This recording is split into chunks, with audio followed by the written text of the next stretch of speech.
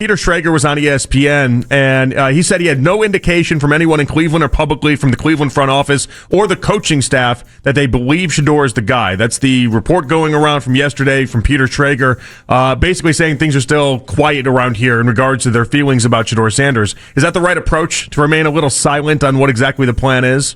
I say no, and the reason why is because this is a I think he's thinking, by the way, for next year. I don't think he's thinking for this year. This year's already decided. See, but for me, I say no because Shedeur Sanders is out here moving like the Browns already handed him the keys and the Bears didn't get the memo. New footage just dropped, and yeah, this changes everything. The front office ain't the only ones that choose the leader. The people choose their leaders. The workers choose their leaders. The community chooses their leaders. The people that standing side by side in the trenches choose their leaders. So as much as you would like to say what the Cleveland Browns feel and the Cleveland Browns understand, the Cleveland Browns are a conglomeration of 53 people and support staff that go out every single week to try to win football games. Chicago decided to wake up today and choose violence. Not metaphorical violence, actual bone snapping, lungs burning, why did I leave the house violence, wind whipping sideways, snow flirting with the idea of chaos, and temperatures so rude they feel personal. It looks like 3 straight people picking a loss. Oh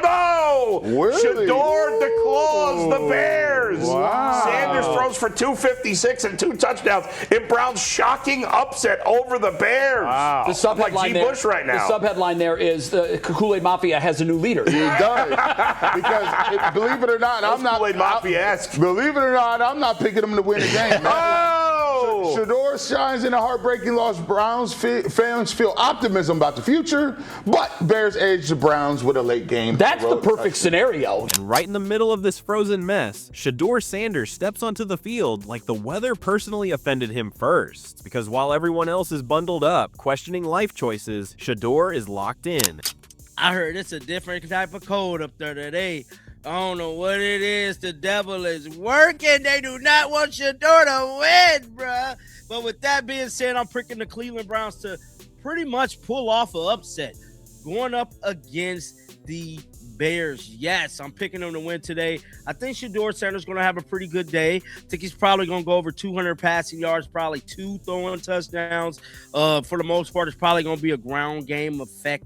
I heard it's real windy out there today. The weather is wonky. New footage drops, and suddenly it's clear this isn't a sightseeing trip. This is a statement game. Cleveland didn't send him out there to admire Lake Michigan. They sent him to survive. Now here's where it gets funny.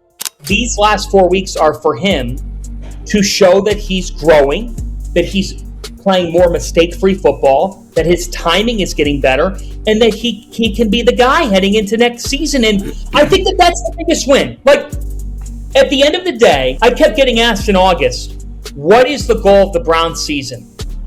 My thought process was, could you end the season thinking we may have a franchise quarterback?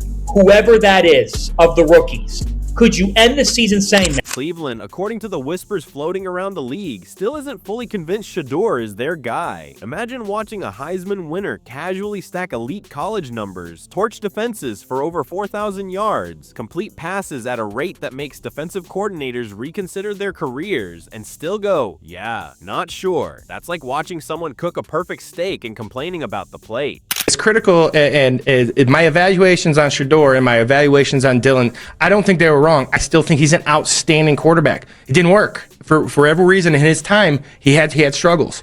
That's why a lot of quarterbacks don't make it, right? And that's part of the deal. But now you have a guy making plays, and I don't think it hurts to kind of ride with that, because for me, I start thinking about, if Shedeur's your guy, now you're filling holes quickly. You're closing the gap really quick if you have your guy. So I don't think that's the case. And if winning is the most important thing, if whatever happens on the tape, I will tell you what I see. But what I see is a guy making plays, impacting players around him.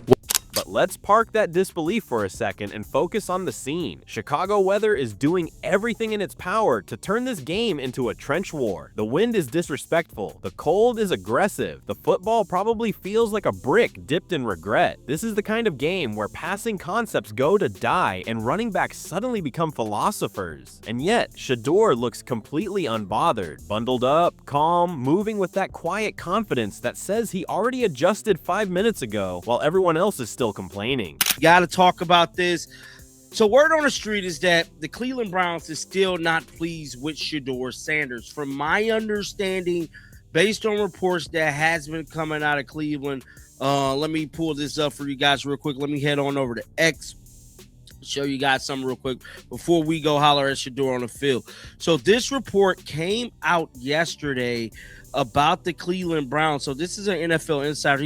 He stated, I have no indication from anyone in Cleveland or publicly from the Cleveland front office or the coaching staff that they believe Shedeur Sanders is the guy. The footage doesn't scream panic. It screams preparation. This is not a quarterback hoping the weather behaves. This is a quarterback daring the weather to try again, which makes the Browns' hesitation even more hilarious. Because if this isn't the kind of environment where you want to see what your quarterback is made of, then what are we doing? Domes only, controlled climates, light breezes approved by management. This is football. Those people's energy levels and the way they feel about a person rings is just as true as guys that's crunching numbers at the top of the food chain. So when you say franchise quarterback or quarterback of the future, don't forget, you have no future without the people.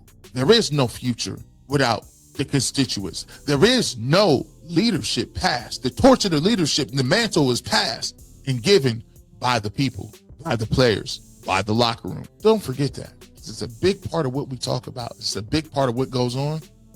And I think a lot of y'all are missing it. And Shedeur is treating it like an exam he already studied for. You can feel the narrative trying to creep in. Wind equals struggle. Cold equals mistakes. Snow equals chaos. Except Shedeur doesn't look like a guy waiting to unravel. He looks like a guy who already decided the game plan will adjust around him, not the other way around. And let's not ignore the background energy. Because they were never going to be a playoff team. This team just wasn't going to be a playoff team. They weren't. I mean, it's a damn shame, but their offense, this is why the Gabriel draft pick angers me to no end. Do you know how much help this team needs on offense? The wide receiver room stinks. You know, your best receiver's Harold freaking Fannin. God bless him, but my God. So to me, like, that's what the remainder is about, is, yeah, Shedeur Sanders can earn this job, and that's a positive for the Browns. The Browns do have positives. Coach Prime is there, casually absorbing sub-zero temperatures like it's nothing, reminding everyone that this isn't just another game. This is watched. This is evaluated. This matters. Deion Sanders Jr. letting the world know Chicago is freezing like it owes someone money only adds to the drama. Family present, pressure applied, spotlight activated. I think that Shedeur needs to continue to play well and Kevin needs to win. You see what I'm saying? It's not the same for both parties. I think they got to win some games, which would honestly, like, Shedeur actually has like a lot of power here to not only convince the Browns he could be the quarterback of the future, but I mean, if he plays well down the stretch, he could save everybody's jobs, right? Say they went on some miraculous like 4-game win streak, or they won 3 out of 4, and he puts up like 300 yards in a couple of those games or something like that. If Jimmy Haslam can sit down and say, all right, look at our rookie class. These guys are awesome. A lot of guys who all season long were key contributors for us. Now zoom back out to the football side. This game is screaming ground and pound, short throws, smart decisions, no hero ball, and that's where Shedeur thrives. He doesn't need perfect conditions, he needs clarity, and when the game gets ugly, that's usually when the real quarterbacks show up. 2 touchdowns feel reasonable, 200 yards feels doable, not flashy, not cinematic, just effective. The kind of performance that doesn't trend immediately, but lives rent-free in film rooms all week. Peter Schrager was on ESPN, and he said he had no indication from anyone in Cleveland or publicly from the Cleveland front office or the coaching staff that they believe Shedeur is the guy. That's the report going around from yesterday from Peter Schrager, basically saying things are still quiet around here in regards to their feelings about Shedeur Sanders. Is that the right approach, to remain a little silent on what exactly the plan is?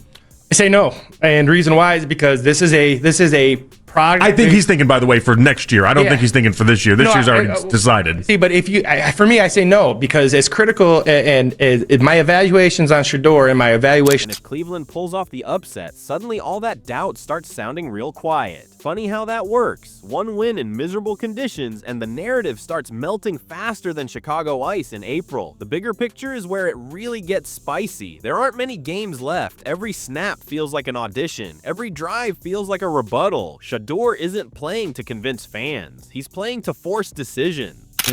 Bro, what are the chances that Shedeur outplays Caleb? Back-to-back games going up against former #1 picks. Shedeur Sanders, coach, will outplay Caleb Williams. What a take. Now, the Bears will win, but because Shedeur is facing a much weaker defense, Caleb obviously facing one of the best defenses in the league, and Myles Garrett is going for that sack record, all right? And so he's going to be under duress. Shedeur is going to outplay him. Because nothing irritates doubters more than consistency, and nothing shuts down noise faster than production and chaos. So while the weather screams no, while the wind tries to hijack the script, and while the league debates futures and labels, Shedeur Sanders is out there doing the most inconvenient thing possible. So here's the real question. How many more games like this before the doubt completely disappears? If you see what's coming, hit like, drop your thoughts in the comments, and subscribe, because this story is just getting started.